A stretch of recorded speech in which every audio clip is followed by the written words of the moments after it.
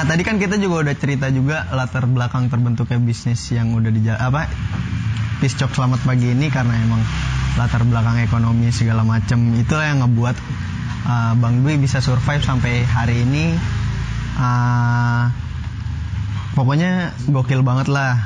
Jadi masalah gue pertama banget ya masalah supply. Harus banget fast moving soalnya karena ini kan makanan. Benar.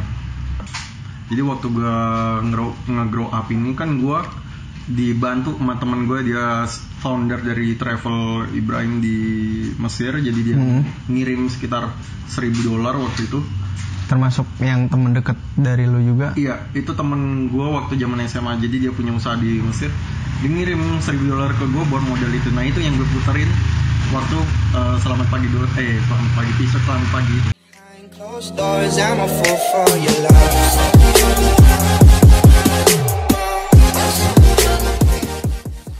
Oke, balik lagi bersama For Us Channel. Episode kali ini kita bakalan ngobrol bareng Bang Dwi. Oke, kali ini kita udah bersama dengan, gue lebih akrabnya manggil Bang Dwi sih. Untuk lebih tahu lebih lanjut, kita langsung aja nih perkenalin Bang Dwi. Silakan perkenalin ke teman-teman. Perkenalin dulu ya. Iya, perkenalkan diri dulu. Apa sih? John, gue lupa. Halo John, ini gue Aidil Purwadi, gue founder dari selamatpagi.co dan Piscok Selamat Pagi. Dan kali ini gue diundang di Mario nih buat talking, sharing, ngobrol santuy. Yoi, jadi gue ngasih episode orang-orang terdekat gue kayak ngobrol-ngobrol itu ngobrol ciu. Apaan tuh ngobrol ciu ya kan, cerita inspiratif untuk kita. Nah, siap. Jadi di mana segmen-segmennya terbagi dari orang-orang terdekat dulu gitu. Jadi sosok dibalik teman-teman terdekat yang punya itu entah brand atau usaha-usaha yang lagi digelutin sama teman-teman dekat gue gitu.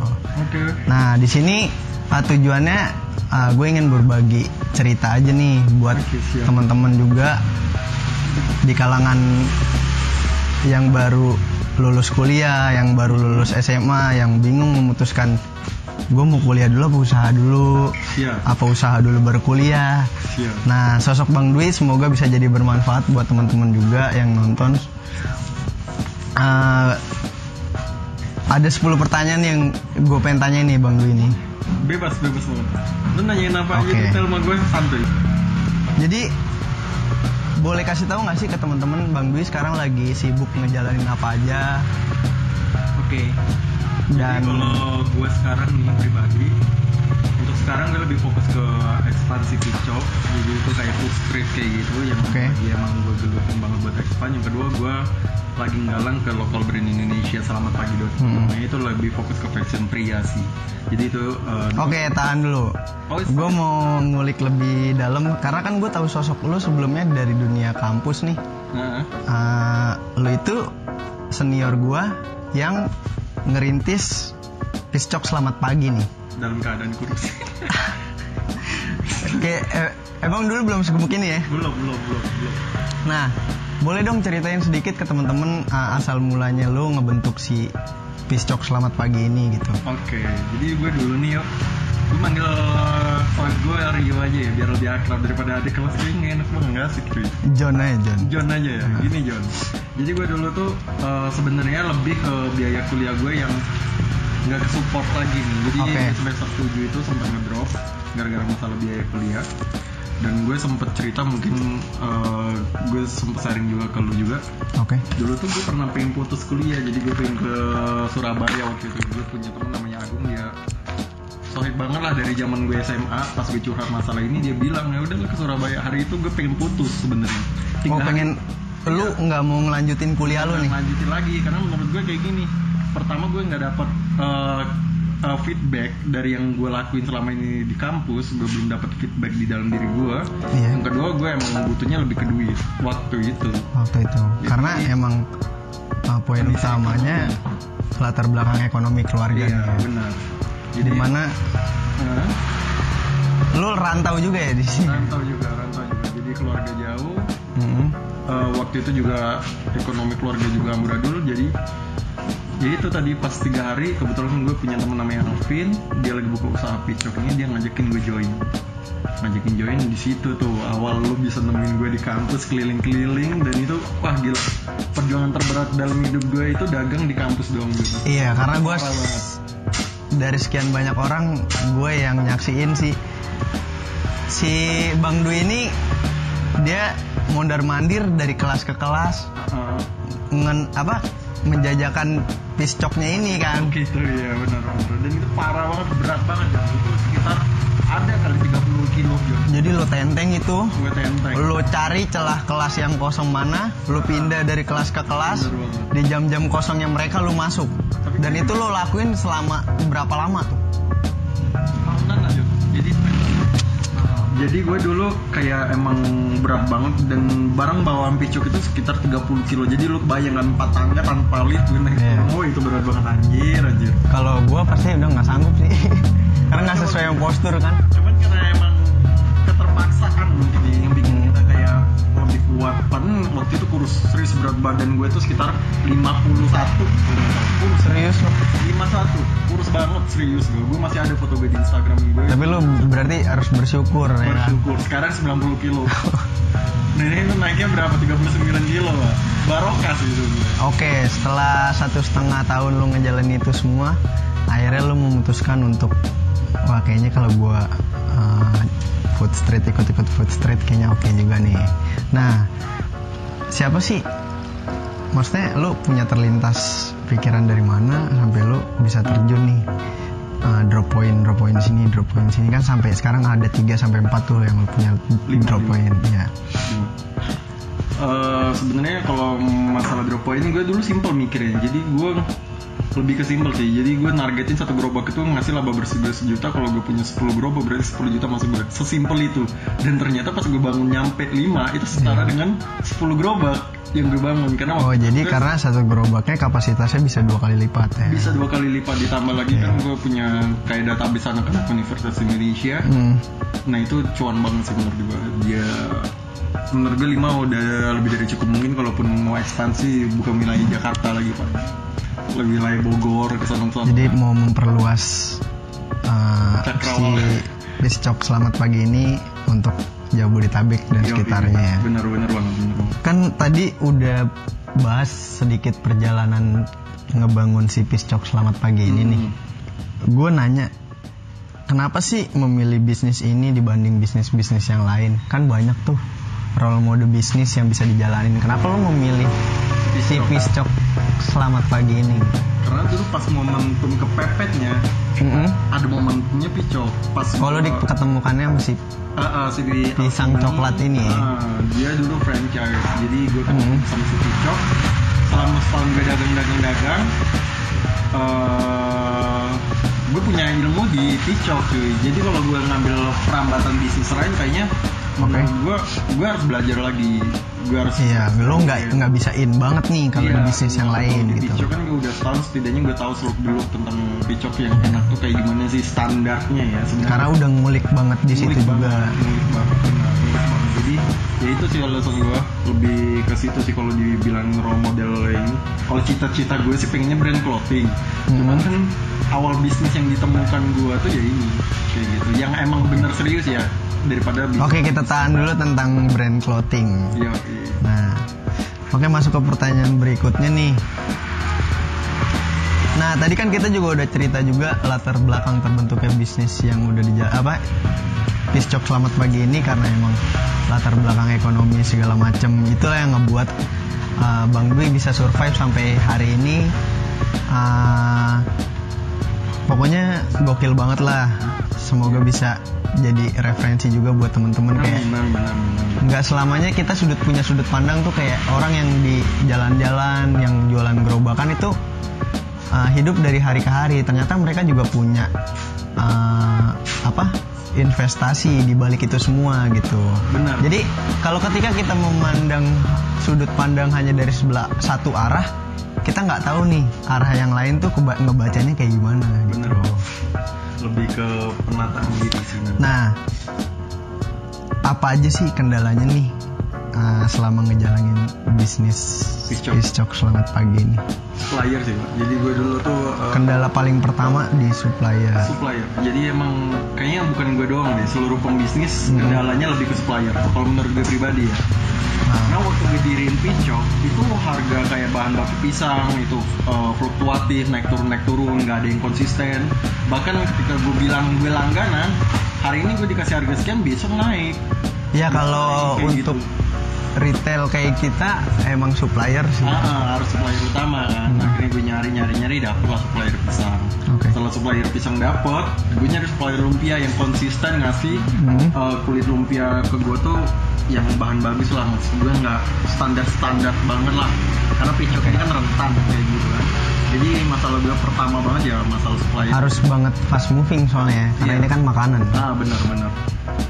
Itu sih lebih ke situ. Jadi kalau problem kedua, gue lebih ke dana sih Pak. Jadi waktu gue nge-grow up ini kan gue dibantu sama temen gue, dia founder dari Travel Ibrahim di Mesir. Jadi dia ngirim sekitar $1,000 waktu itu. Termasuk yang temen deket dari lu juga? Iya, itu temen gue waktu zaman SMA. Jadi dia punya usaha di Mesir. Dia ngirim $1,000 ke gue buat modal itu. Nah itu yang gue puterin waktu Selamat Pagi dulu. Selamat Pagi Piscok Selamat Pagi. Jadi dari modal itu dan dia termasuk orang yang sampai saat ini nggak akan lu lupain. Nggak akan gue lupain. Padahal gue nggak akrab Pak. Tiba-tiba di calling gue serius. Gue masih ingat banget waktu itu gue masih bareng temen gue jualan pinggir jalan. Ini Piscok bukan milik gue, masih kayak partneran gitu. Pas dia ini gue bingung karena teman gue ini niatnya kerja udah nggak ngelanjutin bisnis, sedangkan gue di dalam hati gue masih butuh nih bisnis. Oh jadi ibaratnya behind the man-nya si Piscok ini ya ada dua temen lo itu ya? Iya, dia yang ngotak pertamanya, cuman kita pecah karena temen gue lebih milih kerja dan gue yaudahlah memutusin buat fokus ke Piscok aja. Itu sih, itu yang gue gali. Nah pas dapet modal udah, supplier udah, apalagi kendalanya? Supplier udah, kendala gue lebih ke SDM. Tempat dulu nih sebelum SDM. Karena kan pas gue nyari tempat-tempat itu kan belum nambah SDM tuh, gue masih kayak manual banget. Kadang satu dijaga karyawan, satunya gue yang jaga kayak gitu. Masih kayak saling tutup jobnya, saling tutup kayak gitu kan. Masih struggle banget lah ya. Struggle banget karena food street itu susah Pak. Rentan banget. Food street itu rentan banget dan susah banget nyari tempatnya. Kadang kita udah nemunya tempat bagus banget, ternyata nggak diizinin kayak gitu. Nah baru yang terakhir itu SDM sih gue akuin. Karena menurut gue SDM itu paling penting. Kalau gue punya SDM kayak anak-anak yang berkualitas kayak gitu, yang cerdas pemikiran, bisa sharing-sharing, gue yakin Piscok nggak akan segini doang, tapi jauh lebih tinggi. Bahkan gue bisa jamin dia kayak Randol, brand-brand Randol dan lain sebagainya. Itu sih menurut gue. Itu sih kendala gue selama ini yang gue rasain ya. Nah, selain kendala nih, pernah nggak sih ngalamin masa-masa sulit dimana kita sama-sama tahu ketika kita ngebangun sebuah usaha tuh pasti nggak gampang gitu. Bener. Dan nggak mungkin semulus apa yang kita inginkan gitu. Pasti ada kayak berdarah-darahnya, kayak wah pokoknya momen-momen yang ngeselin banget tuh pasti datang nih. Cuman nah ada nggak sih ada nggak sih masa-masa sulit saat ya selama ngejalanin si Piscok Selamat Pagi ini? Masa tersulit gue tuh pas pertama banget stand yang gue bangun, hari ketiga gue sakit. Gue kena penyakit kulit yang itu berasal dari gue nyuci gerobak. Dan itu ternyata nama penyakitnya kalau nggak salah herpes dah, penyakit kulit yang kalau nggak salah namanya herpes. Dan itu walaupun diobatin, penyembuhannya 2 minggu, paling cepat 2 minggu. Kalau imun gue kuat paling cepat 2 minggu kata dokter waktu itu kalau nggak salah denger ya.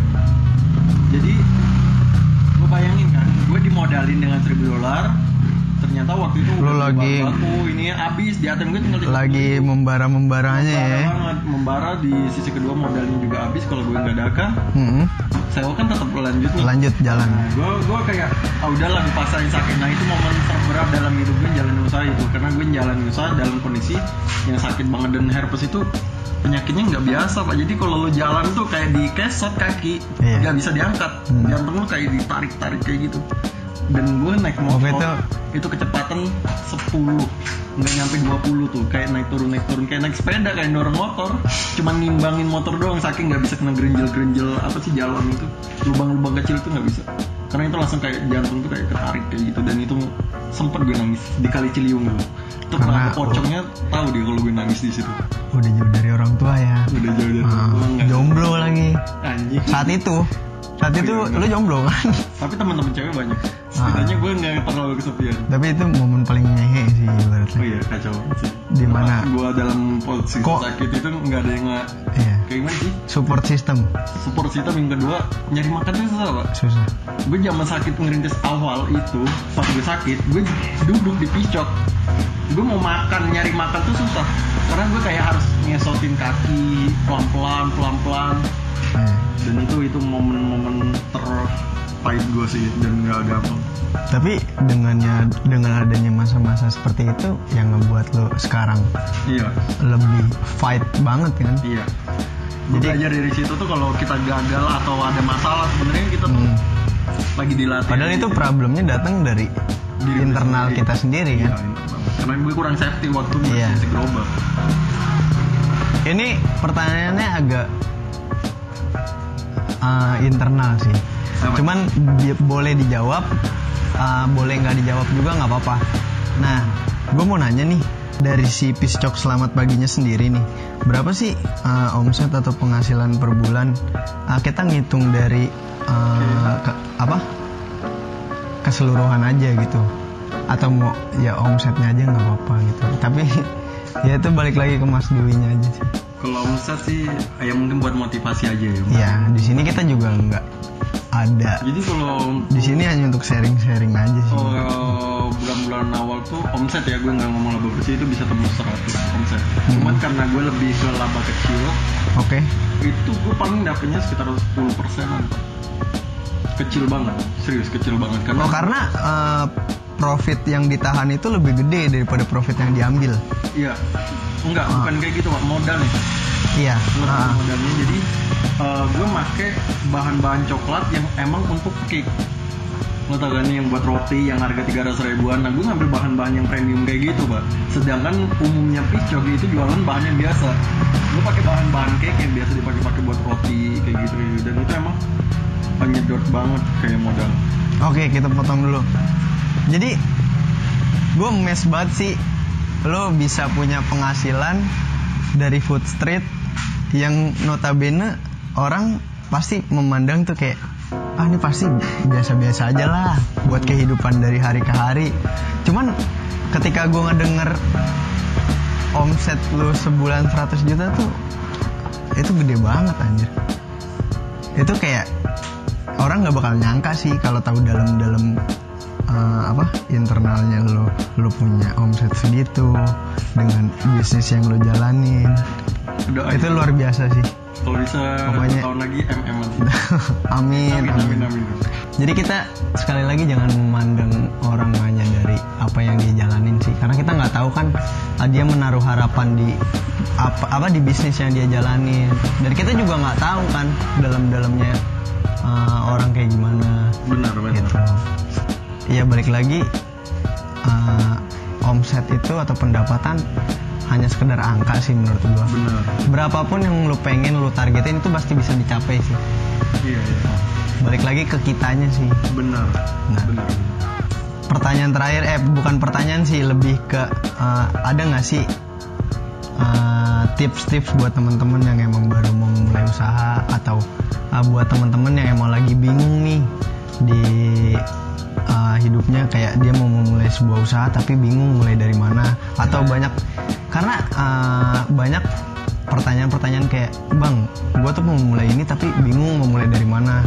Sedangkan bisnis itu selalu dikaitkan dengan modal.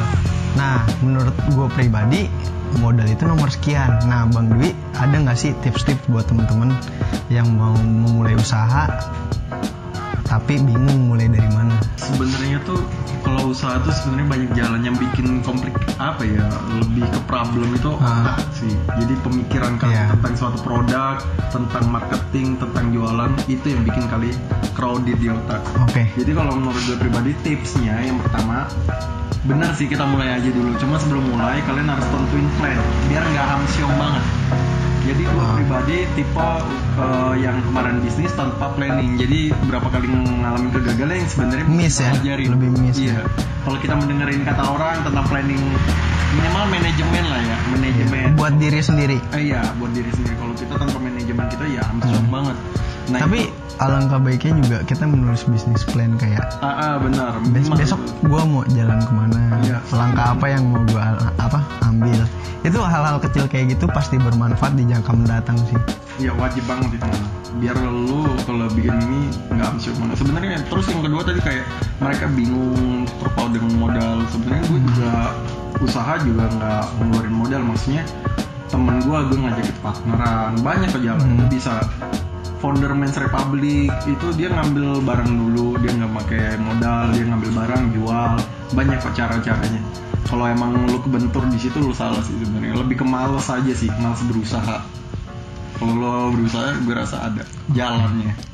Itu aja sih sebenarnya. Nah, makasih nih Bang Dwi udah mau berbagi cerita dan ngasih tips buat teman-teman juga. Ini harus trending YouTube-nya. Jadi buat teman-teman, jika kalian suka dengan konten ini, jangan lupa share ke teman-teman kalian dan berbagi informasi tentang seputar bisnis. Pokoknya jangan like, comment, and subscribe biar gue dapat duit bikin video lagi. Nggak apa-apa.